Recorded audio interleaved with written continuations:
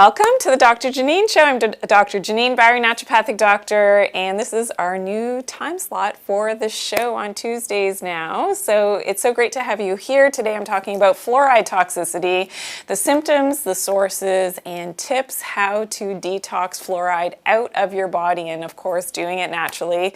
I am a naturopathic doctor, so I focus on how to do things naturally and why it's so important in terms of detox and detoxification, why it's important to do that for ourselves, for our bodies, based on, and what you're going to learn today is all of those sources of fluoride that you may not have been aware of. When we think of fluoride toxicity, we think of the dentist, we think of toothpaste, perhaps, maybe some people don't even know that. So I'm going to go through all the sources of fluoride that may be in your life that you didn't even realize. Some of them were actually shockers to me as well over the years. So this is something that I definitely want to share this information, also how it's related to our thyroid gland and our endocrine system.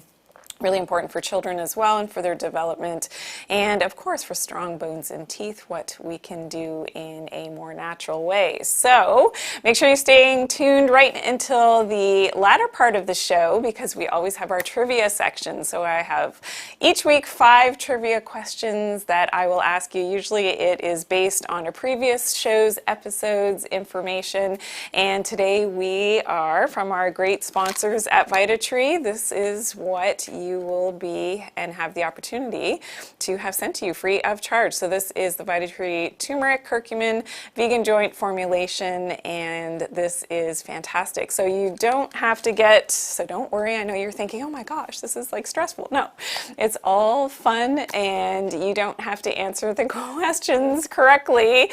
It's totally all based on your engagement and definitely doing your best to answer questions and ask questions along the way during the show as well. I will be staying on live with my Instagram and my TikTok followers after the show has finished streaming on YouTube, and to answer your questions, because questions certainly do come up during the show, so I am here for you. I always appreciate a big thumbs up as well, and if you're new to my channel, welcome in. Please subscribe and turn on those notifications so you always get notified of my newest and latest uploads.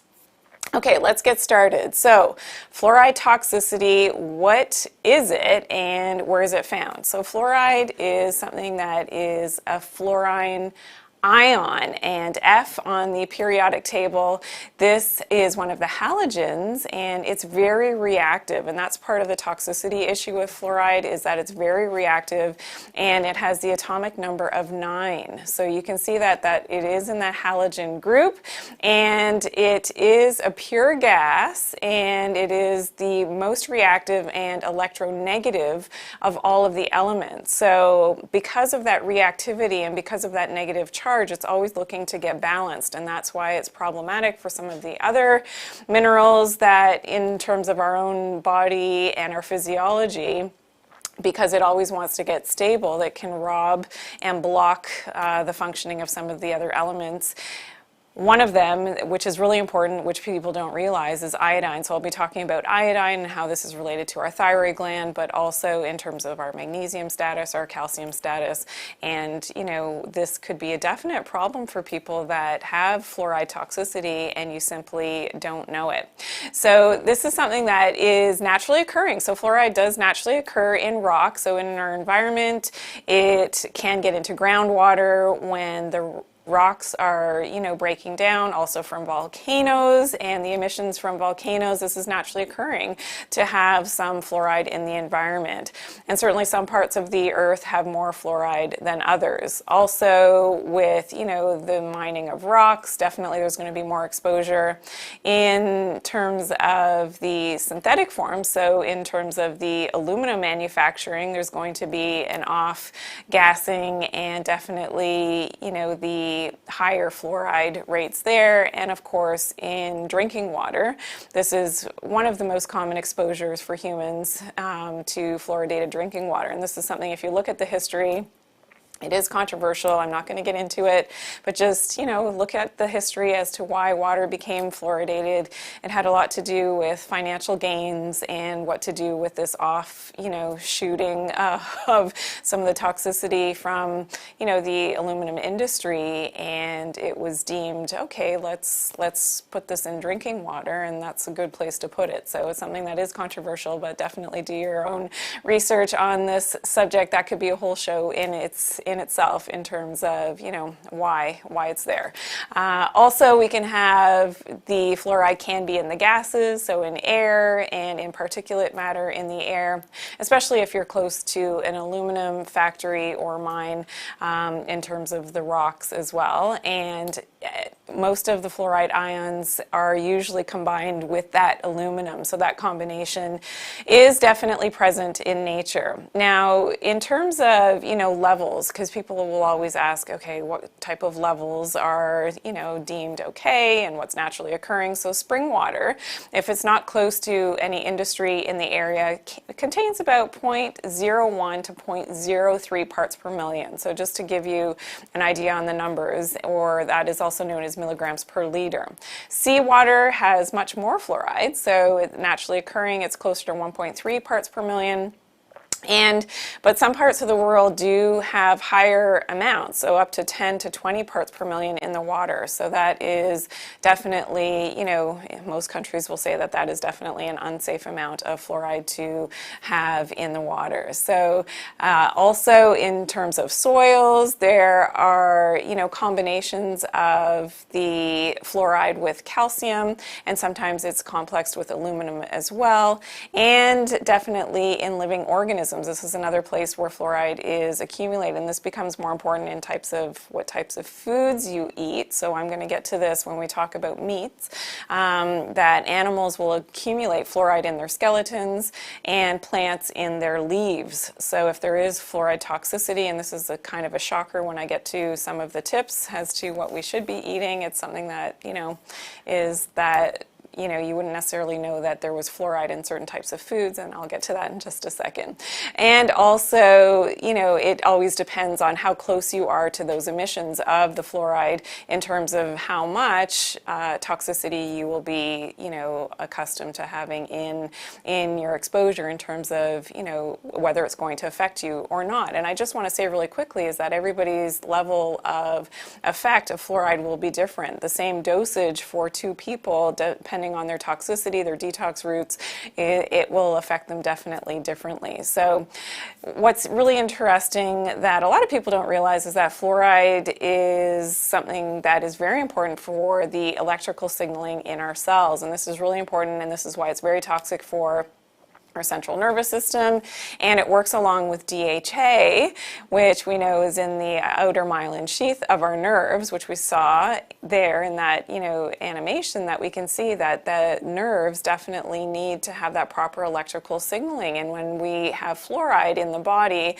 then that semiconduction is not going to happen as it should, and then the fluoride will actually block from the nerves firing appropriately. And that's why when we get to the symptoms of fluoride toxicity, you'll appreciate that a lot of the symptoms are related to the nervous system.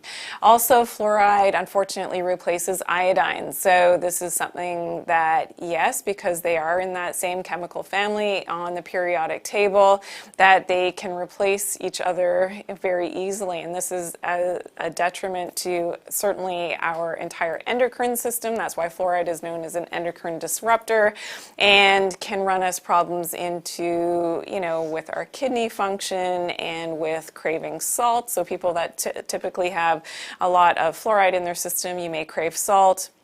You may crave coffee as well. You may have adrenal fatigue. So these are some of the things that you may have heard of. One of the other things is pregnenolone-Steele syndrome, which is something that I've talked about in other episodes when I talked about leptin resistance and what can happen with your hormones. So this is something that definitely you want to, address. And I give tidbits of information so that you will do your own due diligence to kind of find out why maybe there are imbalances with your hormones, maybe, with your estrogen, your progesterone, your testosterone. If you're thirsty all the time, it's something that often we're going to put hand in hand with having adrenal fatigue and you crave salt, but is it because you have the fluoride toxicity? It's just a question that I want you to ask yourself. And when we get to the sources of, different sources of fluoride, you may be shocked to find out that you're actually ingesting and you have more exposure to fluoride than what you may have thought of, especially if you have low thyroid function. This is something I really want you to definitely, investigate for yourself. So if you're just tuning in today, I'm Dr. Janine. I'm talking all about fluoride toxicity, the symptoms, the sources of fluoride, and of course tips on how to detox fluoride out of your body. We're streaming live on YouTube. Of course, we're on Facebook as well, on Instagram, and on TikTok for all my TikTok followers. So it's great to see you. This is the new time of the show. So going forward, we will be on Tuesdays at 11 a.m. Eastern Standard Time for the Dr. Janine Show. So let's talk about some of the symptoms of fluoride toxicity now. So, when we talk about having in our blood work, or maybe, in terms of symptomatology. So I've done shows on calcium, so low levels of calcium, it's known as hypocalcemia. This can be related to fluoride because remember, the calcium and the fluoride are close to one another on the periodic table, but calcium is positively charged, as is magnesium. And this is where that electron transfer is going to be happening with that very unstable fluoride ion, as well as magnesium. So you could have low magnesium, and all the symptoms that go along with low magnesium can be related to what's happening with your fluoride status, as well as low glucose levels, so hypoglycemia. This could be, a lot of people do suffer with low blood glucose, and always trying to find that balance can be related to fluoride toxicity as well. Also, high levels of potassium in the blood is related to fluoride toxicity for children, but also for adults who get white specks on the teeth or brown mottling on the teeth as well, and that discoloration, yellow spots as well on the teeth. That can be a definite sign of the fluoride toxicity. Also, a lot of dental cavities and pitting on the teeth can be related to too much fluoride. So this is why it's like, really? Is that even, how can that be when fluoride is always touted as something that helps to strengthen our teeth? Also, when we talk about, damage of the enamel itself and people being more prone to cavities because of that fluoride toxicity, and an increase in salivation. So, hypersalivation can be related to too much fluoride in the body. Also, when we look at difficulty in swallowing, so dysphagia, this is called, so that can be related to too much fluoride. Nausea, with or without vomiting, so just not feeling well in terms of, and abdominal pain can actually be related to the fluoride toxicity. Diarrhea and frequent bowel movements as well. Headaches and chronic headaches, again, related to fluoride toxicity. Tremors, so we know that fluoride is, definitely related to our central nervous system and how our nerves are firing, and if they're not firing appropriately, this can definitely be a sign in the central nervous system, but also for the heart rhythms as well. So an irregular heartbeat can be related, again, to that fluoride toxicity. Shortness of breath can be related to that too much fluoride in the body, and breast tenderness. So here's the thing with breast tenderness, this can definitely be shunting and blocking the iodine. Iodine is very important for the breast tissue. It's one of the parts of the body, besides the thyroid, one of the parts of the body that really requires that iodine is the breast tissue. So fibrocystic breasts and painful breasts can be related to fluoride toxicity, which, a lot of women simply don't realize. So that's really important as well. And of course, this is where iodine status comes into play. I had a whole show about iodine deficiency, so make sure you check that out if you missed that show, which was, I think, last week. Last week. They all the shows run into one another. We have so many now that the timing for me gets confused a little bit. Okay, so continuing on with fluoride toxicity, sometimes it can be difficult to distinguish fluoride toxicity from arthritis. So a lot of joint pains and aches and pains can be related to the fluoride toxicity as well, and other symptoms of something called skeletal fluorosis. So now this is too much fluoride is getting into the skeleton itself, yourself. You can experience burning and prickling and tingling types of feelings in your limbs. Also, muscle weakness and spasms. So we know that this is probably displacing your magnesium. So this is where the magnesium calcium story becomes important, especially when you have that fluoride toxicity. Chronic fatigue can also be related to high levels of fluoride in the body. GI disorders and reduced appetite and weight loss can also be related to having too much fluoride.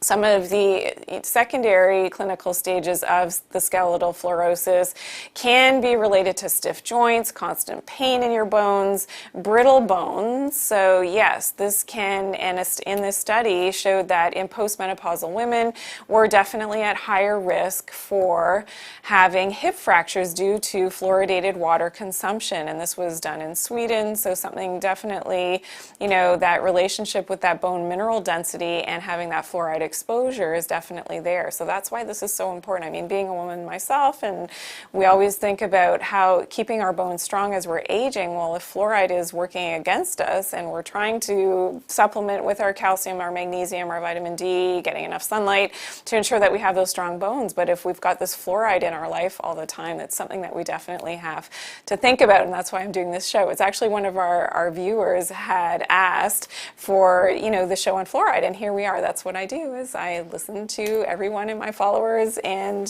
viewers, subscribers, that if there's something that you want to learn more about, then I will definitely be able to put it together for you. Okay. Also, osteosclerosis. Osteosclerosis is another, sign of the fluoride toxicity, anemia as well. It does affect our iron.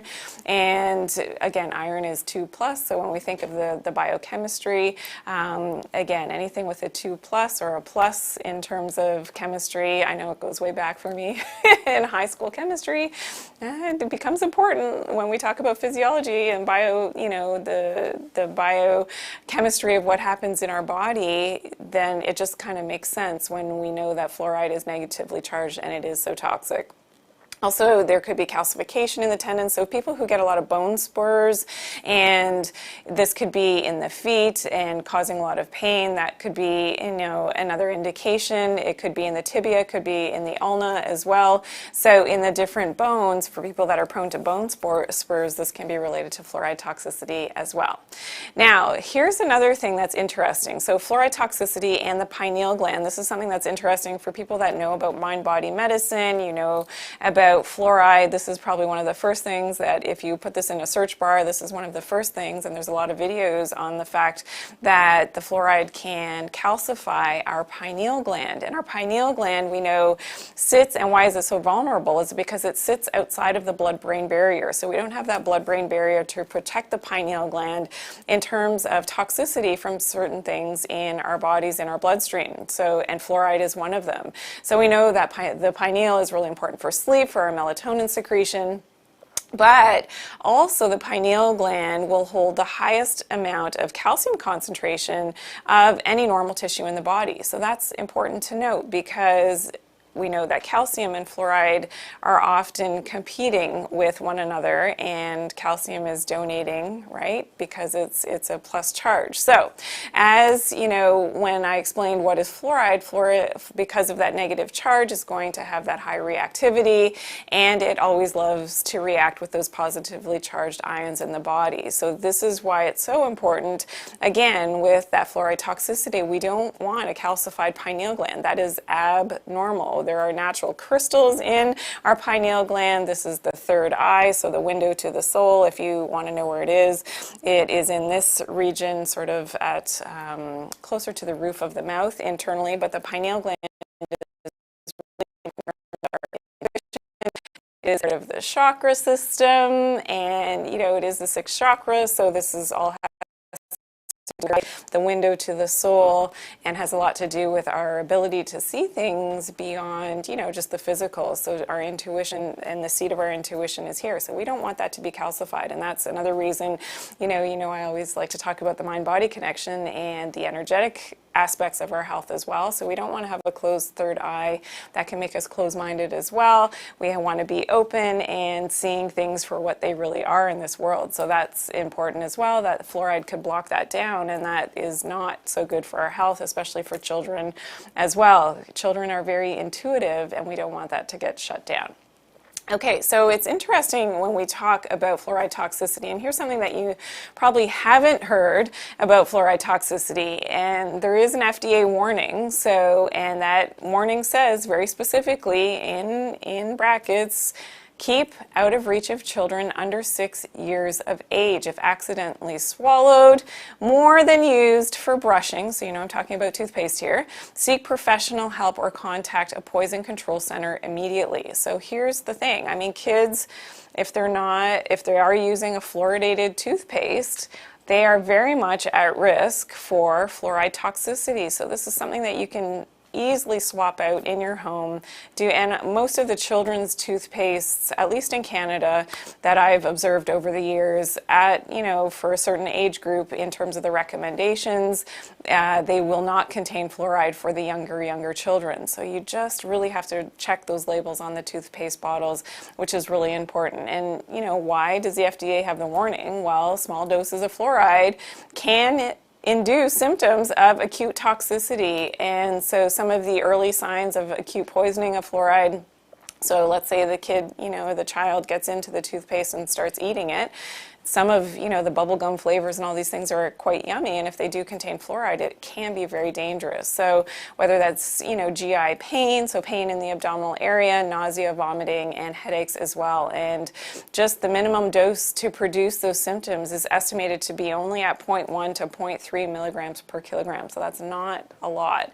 And that is for every, kilogram of body weight for that individual. And so for instance, a 10-kilogram child can suffer symptoms from 1 to 3 milligrams in a single sitting. So that's not a lot of toothpaste, and that's less than just 3% of that tube of toothpaste in either an adult or even a children's fluoridated toothpaste. And this study shows that that was quite a small amount. If you think about it, it's not that much that a child can ingest. And there's always that thing, okay, that, dentists, and I have nothing against dentists that use, fluoride, but you have to be, as the consumer, as the patient, you have to do your due diligence. And this is something that I always questioned and didn't allow my kids to have the fluoride. That's from my own personal, belief and in my research of fluoride that just, it didn't make sense to me. And even though it said, it's not absorbed because it's in the mouth and then it's rinsed out very quickly. Well, if you think about it,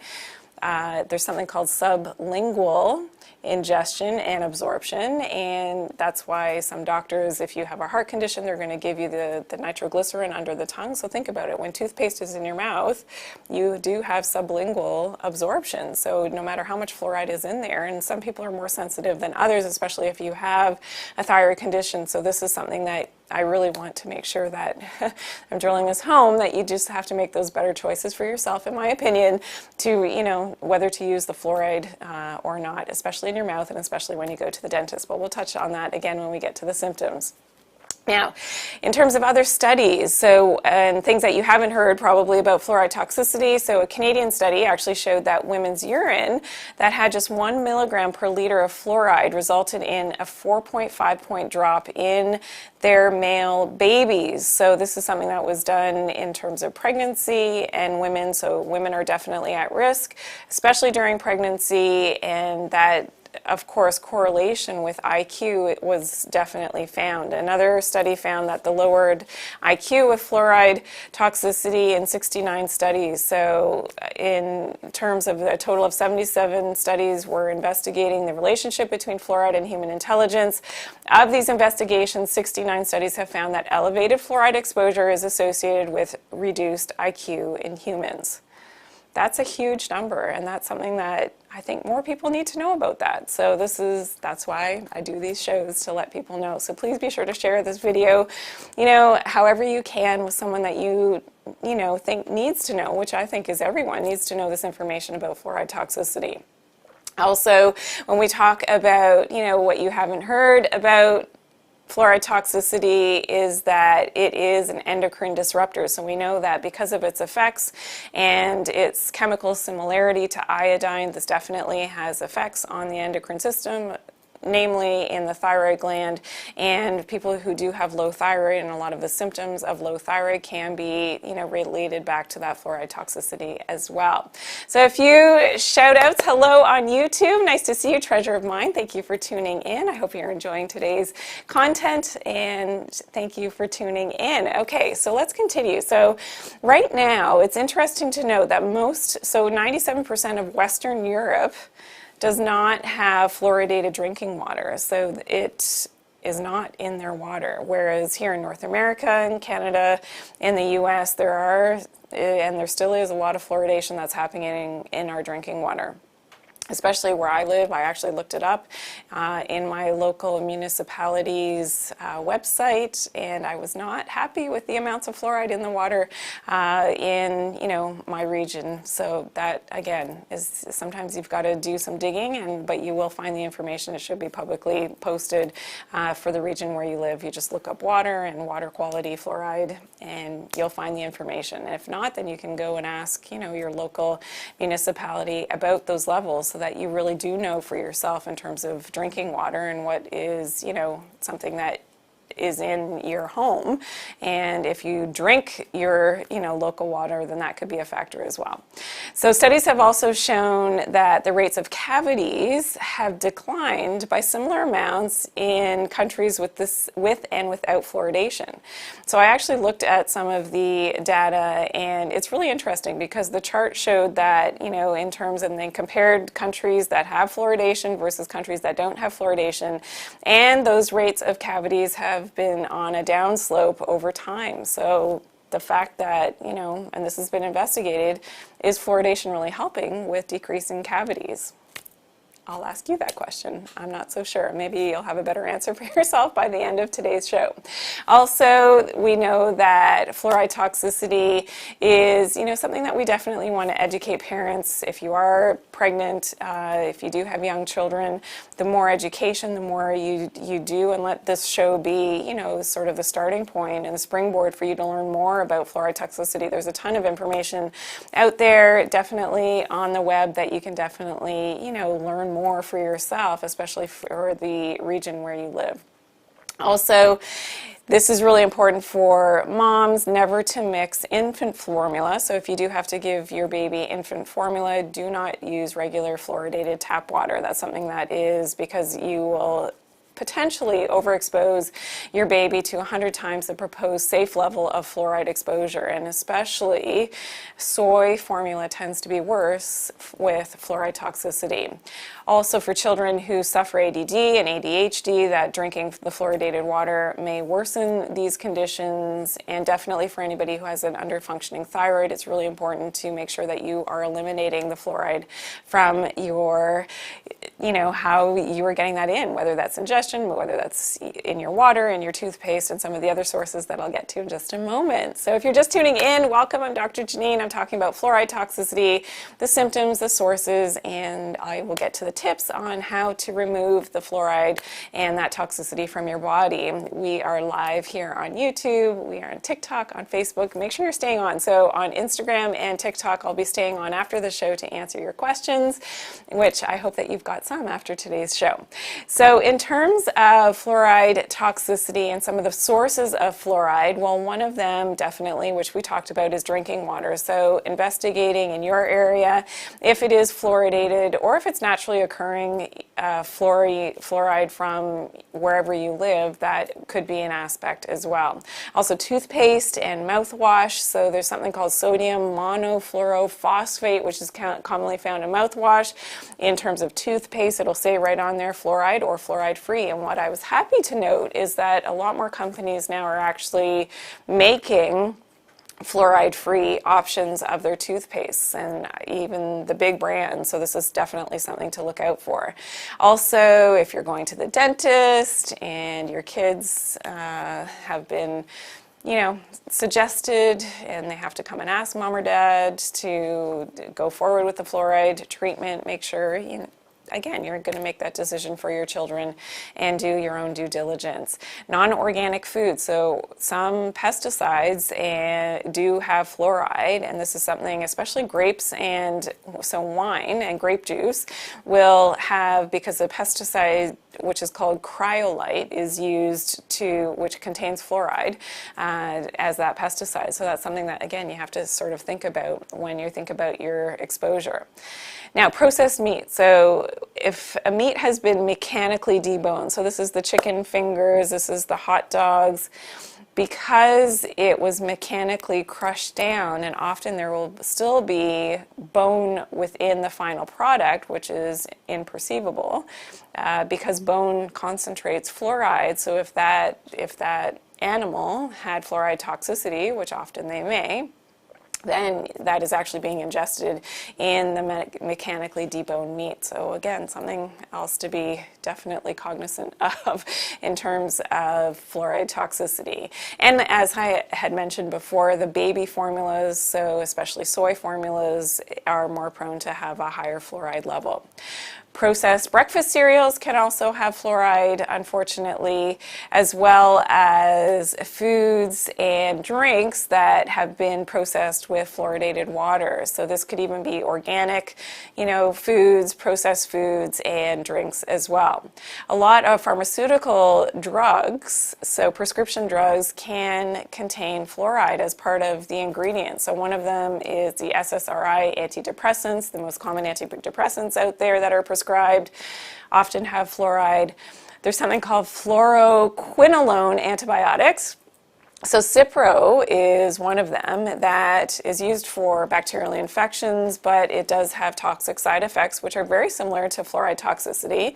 And one of the main ingredients is that fluoroquinolone, so that's fluoride, unfortunately. As well as acid blockers, so if you have acid reflux, some of those drugs can also have the fluoride. Statin drugs, commonly used for lowering cholesterol levels, contain fluoride. Antifungal drugs and some anti-inflammatories will also contain fluoride, so it's something to definitely look for on that big leaflet out, all of the ingredients. If anything says or sounds like fluoride, it most likely is fluoride. Instant tea can have fluoride, and a lot of teas, so black tea and green tea. So this is where I'm starting to make adjustments in my own life, because I love to have black tea. And that's usually what I have in the morning, and now I'm making some changes because the herbal teas definitely have less of a fluoride issue, and there are lists that you can look up online. I encourage you to do that list different brands of tea, and you can definitely look to see if your favorite brand of tea has fluoride or not, and then make the appropriate adjustments as needed. Now, coffee will have a bit, but much less as compared to tea, whether it's black tea or green tea, tend to be the highest amounts of fluoride.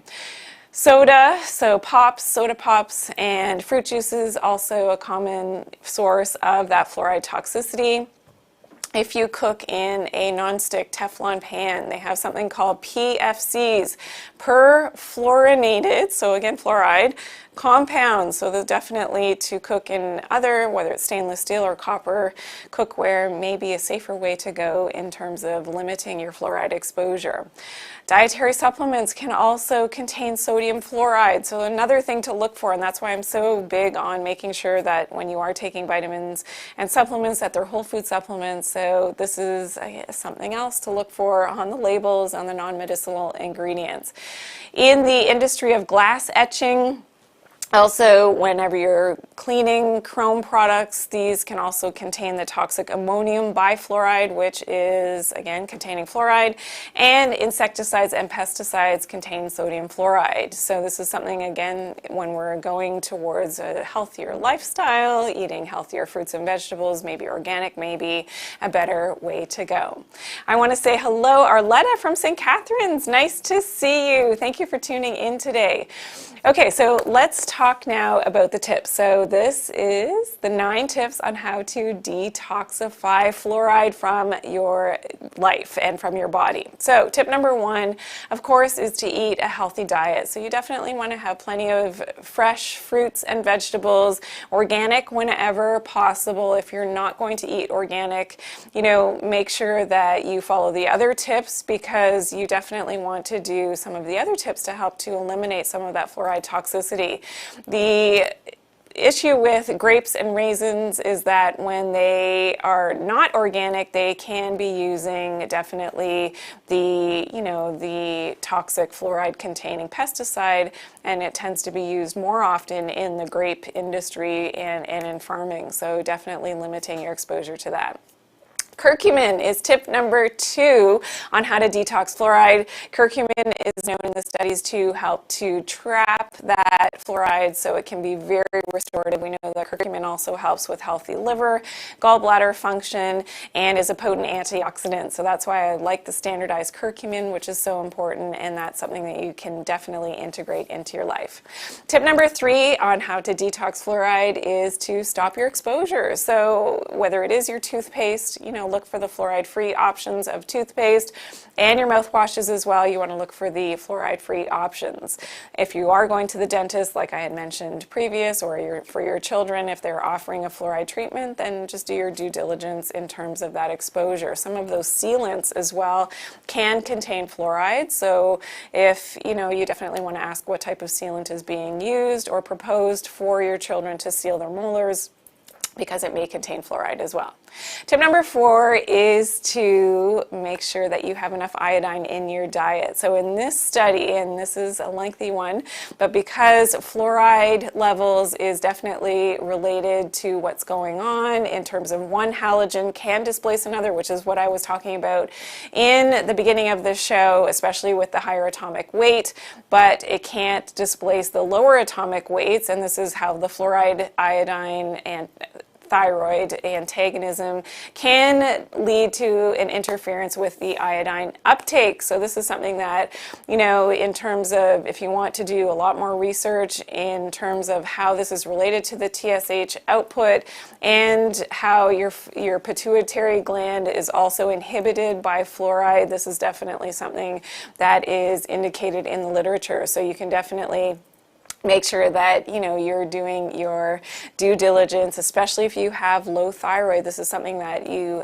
really have to ensure that you're getting enough iodine in your diet. So this is where seafood, seaweed are great sources to get some of that natural iodine. It can be supplemented with kelp as well, and I promise that we'll share some links in the description after the show has been published, so that you definitely have links on how to get some iodine naturally from a kelp source to help to support your thyroid gland.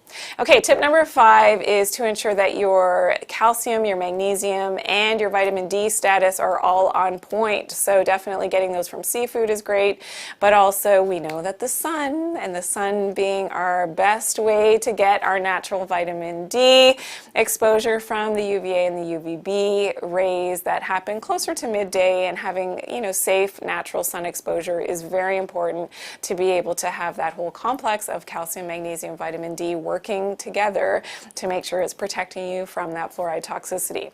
Tip number 6 is to use organic coffee and herbal tea. So we know that the black tea, the green tea are definitely more at risk to have high fluoride. So whenever we can go with organic, then this is going to be better in terms of your consumption of coffee and tea. Tip number 7 is if you do drink a lot of water that could possibly be fluoridated in the region where you live, is to use a reverse osmosis system. So this is something that we have in our home. We love it, and it definitely removes that fluoride. This is something that I've asked about at length, and of course, yes, having that fluoride removed is very important to me and for my family as well. There are other filters on the market, so just do your due diligence when you are searching to purchase a system for your home or a filter to filter out your water. Just make sure that it removes fluoride as well. Tip number 8 is to do a full body detox, and you want to ensure that you are including something like chlorella, which is a blue-green algae. Helps to trap those fluoride ions, which is really important. But addressing your kidneys, your liver, all of your internal organs as part of a full body detox is really important, and doing this at least 3 to 4 times a year. I always say you've got to stay a step ahead of that toxicity. You don't want that toxicity to build up. Sometimes you may have unforeseen, exposures to not only fluoride but other toxins in your environment. So staying a step ahead of that toxicity, doing that full body detox of at least 3-4 times a year at the change of the season is the way that I recommend it. So I promise we'll share links below for the full body detox as well, and an easy way to do that. And tip number 9 is, I'm all about mind-body connection, is to do a third eye detox and meditation. So this is important not only for your pineal gland functioning, so for your entire endocrine system, but also to ensure that the energy is flowing here in your third eye center, which is your 6th chakra, which has a lot to do with your intuition and being able to, see things for what they really are in this world. And I don't mean just seeing the physical things in our world. I'm talking about seeing intuitive things and getting sort of messages and being able to manifest good things for yourself and for your life by being able to see and knowing from an intuitive perspective what is good for you and maybe some things that are not so good for you that you simply don't want to see, and that's maybe part of the reason why your third eye is blocked. So I have future videos coming on, so make sure you always tune into my lives, because this is something that I'm starting to talk about, especially on Mondays now in the Monday Motivations. We talk about the mind-body connection and the chakras as well, so make sure you tune in on Mondays. So, okay, I want to say hello to Harborinder in Dubai on YouTube. Thank you for tuning in. It's nice to see you. And I know a lot of people have tuned in here. David as well. Hello. Francis is here on TikTok. Rhonda, nice to see you as well. And it's so great. Erica is here as well. So thank you for everybody who's tuning in. And now we are getting to the quiz section of the show. So I hope, do we have everybody on Instagram as well? Hello on Instagram, TikTok. Are we ready for the quiz section of the show? I'm going to have my other devices here so I can see all of your answers. Thank you so much. All right. Are we ready? Here we go. Sorry? Yeah, I got you. Okay. Question number 1. This is a true or false. The breasts are a storage site for iodine. True or false? So actually, if you're paying attention today, you will know the answer, but this is related to a previous episode that we had as well. True or false? Who's going to be quick today? I've got Facebook here. I can see my YouTube answers. And, oh, yep. And then we have Aisha is here on Facebook, very quick. TikTok's got it as well. Steve is here. Hello, Steve. Nice to see you on TikTok as well. Rhonda, good job. Erica, good job. Rachel, good try. Good try. And Instagram, we have a few. Nadia and Anna awesome on Instagram. Good job. Shining Perfect. Good try. Anybody else on Facebook? Okay, so the answer for number 1 is true. So the breasts are a storage site for iodine. Yes, and that's why it's so important, because fluoride, remember, can displace your iodine. So if you have a fluoride toxicity issue, this can put you at higher risk for breast cancer and fibrocystic breast disease and painful breasts. So if you're a woman who's suffering with painful breasts, this is something to definitely take a look at and investigate further. Okay, and that's why I do these shows, because you can see how I get it, giving you that information, but in a different way. And usually I have to say things at least 7, 8, 9 times in different ways so that they start to make sense. So I hope everybody appreciates that's like the method of the madness in my mind. Okay, anyways, question number 2. Name some good food sources of iodine. Name some good food sources of iodine. Hi, David. Okay, you're here. Nice to see you. Yes, yes, yes. We changed the time of the show, so we are in the quiz section, the last part of the show. Name some good food sources of iodine. Good job, Harvarinder. That was quick. That was on YouTube. YouTube was quick today. TikTok has it as well. Aha. Erica, good job. David, good job. Rhonda, good job. Tessa? On Instagram, good job as well. Julie, good job on Facebook. Anybody else? Anna on Instagram as well. Good job, Anna. Aisha, wow. Aisha gave us 3 answers. Good job, Aisha. Arletta, good job. Julie, good job. Good, good, good. Nadia on Instagram as well. Good job, Nadia. Okay, so let's go through some of our answers. Some good food sources of iodine. So seafood, of course, fish, seaweed, iodized salt, dairy products do have some as well. So I think we covered everybody's answers as well. Yes. Good job. Dulce, yeah, good. David had dulce, that's good. I think he meant dulce. It says dulce, but okay. Oysters, Harvarinder.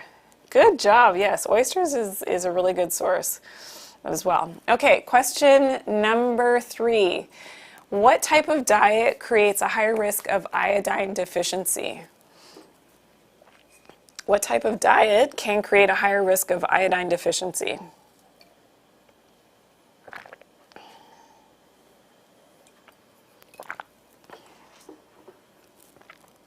Anybody? Steve, good job. That was fantastic. Anybody else? Yes, Arletta, good. Julie, good job. Good job, Julie. And that's on Facebook. Shining Perfect, yes. Yes, possibly. Erica, yes. Monica, possibly. I'll explain. Erica. Aisha. Of course. Aisha, good job. Nushin on Insta? Yeah, you have it as well. Good job. Yep, so I'm going to say the best. Can I say the best? You're not supposed to say the best, but I'm going to say the best answers. Aisha and Steve have more of what I talked about. And so does Instagram. Paleo, yes. Okay, so I'm giving the answer. Okay, so the answers are the types of diets that can create a higher risk of iodine deficiency are vegetarian and paleo if you're not consuming enough seafood, and for people who have a low salt diet as well. So if the doctor is advised against, watching your salt intake, maybe because of blood pressure issues, then if you're not consuming salt, then you could be running the risk of iodine deficiency. So, some of the answers were good as well. Vegan, ketosis, so Monica, for the keto diet, that, if you're not consuming seafood, so you're only doing meats and things, then you may be, and not a lot of salt, then you could be running the risk of an iodine deficiency. So that's, again, really important that people kind of understand. Junk food, absolutely, Harvarinder, you're correct. And for people who said the standard American diet, the SAD diet, you could, if you're not having a lot of salt and not a lot of seafood, a lot of junk food, if the salt, but often here's the thing, often they use the iodized salt in fast food, so it really does depend. Okay, so question number 4, true or false? Taking too much supplemented iodine can turn off the thyroid gland. True or false? Taking too much supplemented iodine can turn off the thyroid gland. Is that true or false?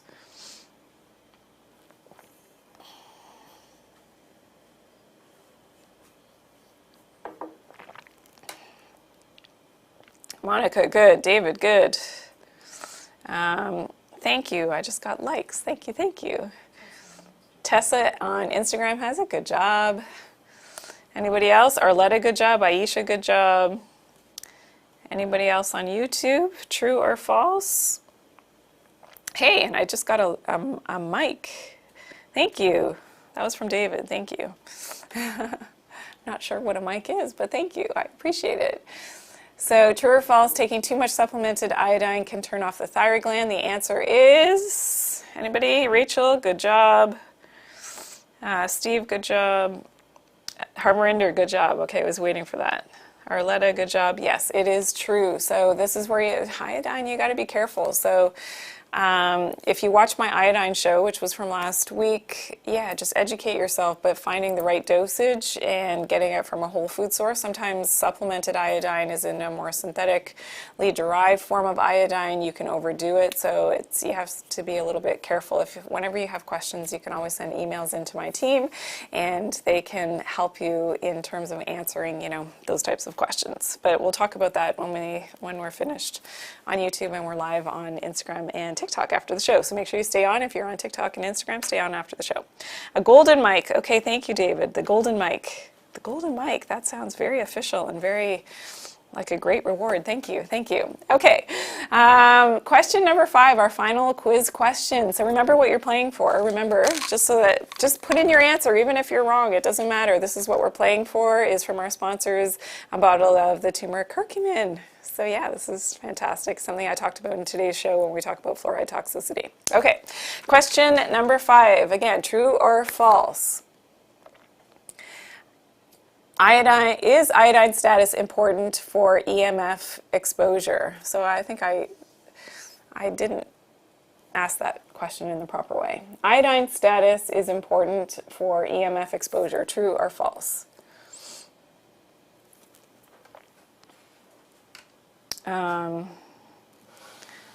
True or false? Iodine status. TikTok has it? Ooh, TikTok's fast today. Okay, Rhonda, good job. Monica, good job. Rachel, good job. Sunshine for real. I like your handle. Thanks for tuning in. This is the Dr. Janine Show. So we're just getting to the tail end of the show. This is our quiz section of the show. So thanks for tuning in. Yes, Harvarinder, Shining Perfect. Julie. Arletta. Emath and Anna on Instagram. Good job. Yes. So to answer the question, anybody else want to try really quickly? Monica, thank you for sending the likes. That's so kind. Thank you. Thank you. Anybody else? Okay, so the answer is yes, true. So iodine status is important for EMF exposure. If you missed my show on EMFs, make sure you check it out on YouTube, all about things that you can do to lower your EMF radiation that's coming at you, probably at all times, especially when you're indoors and you've got devices. So that's really important for your overall health and for your energy levels. So that's the show on fluoride. So today we talked all about fluoride toxicity, the symptoms, the sources, and the tips. If you missed the show, you're just tuning in now, make sure you check it out on YouTube. It will live on YouTube and on Facebook, and amongst all of my other 1,000 and something videos now. So make sure that you check out my YouTube channel. And also, if you've got questions or comments, please do put them in the comment section below. Be sure to share this video as well. I truly appreciate every time that you share my content. It really does mean a lot to me, and it helps others to know more about natural medicine and, of course, what you can do naturally. I appreciate all of the love that you gave me today, all of those golden mics and thumbs ups and all those things. I truly appreciate that as well. And if you're new to my channel, welcome in. I hope that you'll subscribe and you turn on those notifications so you're always notified, so you won't miss any of the episodes of the Dr. Janine Show, which happens every week, now happening every Tuesday. This is our new time slot and day for the show. So Tuesdays at 11 a.m. Eastern Standard Time. And remember to always take good care of your health and do it naturally. Thanks for watching today.